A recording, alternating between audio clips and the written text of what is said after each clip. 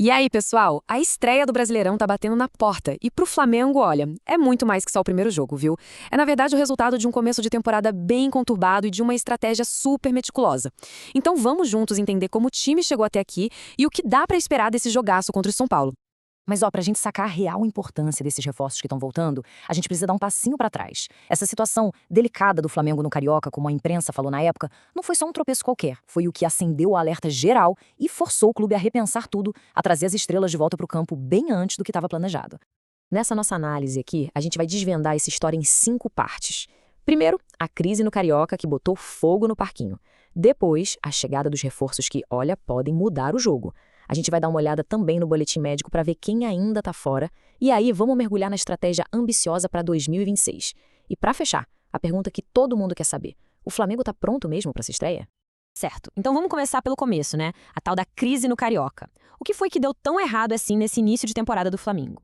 O plano, no papel, parecia perfeito. Deixar os caras principais descansarem e dar chance para a garotada brilhar no estadual. Só que a realidade foi bem diferente. Os resultados simplesmente não vieram, a pressão da torcida e da imprensa veio com tudo, e aí o departamento de futebol teve que apertar o botão de emergência. E qual era a emergência? Trazer o time principal de volta, antes da hora e todo picado.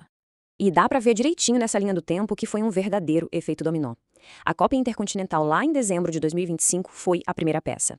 Atrasou o início das férias, o que, claro, encurtou a pré-temporada em janeiro. E aí, quando a crise no Carioca estourou, os jogadores tiveram que voltar correndo pra jogar os clássicos, sabe? Tudo na pressa e ainda sentindo o desgaste do ano anterior. Mas agora, vamos virar a chave. Chegou a hora da notícia boa, aquela que a nação rubro-negra estava esperando. Vamos falar dos reforços decisivos, a cavalaria que está chegando na hora H para essa estreia no Brasileirão. O primeiro grande nome de volta é o do Jorginho. Uma peça, assim, fundamental no meio-campo, que terminou a temporada de 2025 como titular absoluto.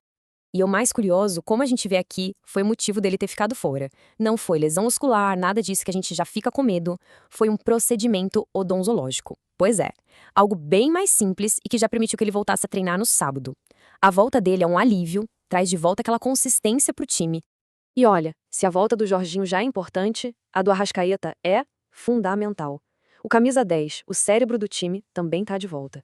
E a ausência dele não foi por lesão, foi pura estratégia. Ele estava numa preparação física especial, um plano para, digamos, blindar o cara para essa maratona que é a temporada brasileira. O clube teve paciência e agora ele tá 100% para voltar a comandar o time. E não para por aí. Além dos dois, tem mais um nome que pode pintar de surpresa contra o São Paulo, o uruguaio De La Cruz. Assim como a Arrascaeta, o De La Cruz também está num programa especial para garantir que ele esteja inteiro nos momentos mais decisivos de 2026. A dúvida que fica para a comissão técnica é: joga ele na fogueira já contra o São Paulo ou guarda como uma carta na manga para a final da Supercopa? É uma decisão de xadrez, literalmente. Certo. Mas, né, nem tudo são flores. Pra gente ter a foto completa, a gente precisa ver quem ainda não volta. Vamos dar uma olhada no relatório do departamento médico? Bom, temos 3 nomes importantes ainda de molho. O Danilo, com problema no joelho esquerdo, e o Ayrton Lucas, que está tratando uma pubalgia. A boa notícia é que a expectativa é que os dois voltem para a final da Supercopa. Já o caso mais longo é o do Saul. Ele passou por uma cirurgia no tornozelo esquerdo e só deve voltar lá para março. E agora vamos avançar um pouco e entender como tudo isso se encaixa, porque aqui está o ponto mais importante de todos. A estratégia para 2026 mostra que o Flamengo finalmente está pensando a longo prazo. Então, o ponto crucial é esse aqui. O clube está focado, quase obcecado, em evitar o desgaste e as lesões que tanto atrapalharam nos últimos anos.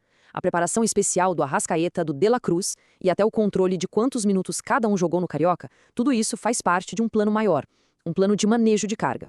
E o processo é super metódico, não é nada no achismo. Primeiro, eles analisaram o cansaço, que veio lá de 2025. Segundo, criaram cronogramas de treino individuais, porque cada jogador é um universo. Terceiro, estão controlando a minutagem nos jogos. E o objetivo final, o quarto passo, garantir que o time chegue voando nos jogos que realmente valem taça. E esse número aqui ilustra perfeitamente a ambição do plano. A meta do Departamento de Saúde do Flamengo para 2026 é ousada: ter no mínimo 85% do elenco à disposição do técnico Felipe Luiz em todos os jogos da temporada. Gente, para um calendário como o do Brasil, com viagem longa, jogo a cada 3 dias, várias competições ao mesmo tempo, esse número não é só grande, ele é revolucionário. Então, vamos lá. Juntando todas as peças do quebra-cabeça. Jogadores importantes voltando, outros ainda de fora, uma estratégia de longo prazo rolando. O que tudo isso significa para a estreia contra o São Paulo? E toda essa análise nos deixa com essa pergunta no final. Com a volta de peças tão cruciais como Jorginho e Arrascaeta, e com uma gestão de elenco que parece muito mais inteligente, o Flamengo já larga nesse Brasileirão como grande favorito ao título? Bom, a resposta começa a ser dada dentro de campo.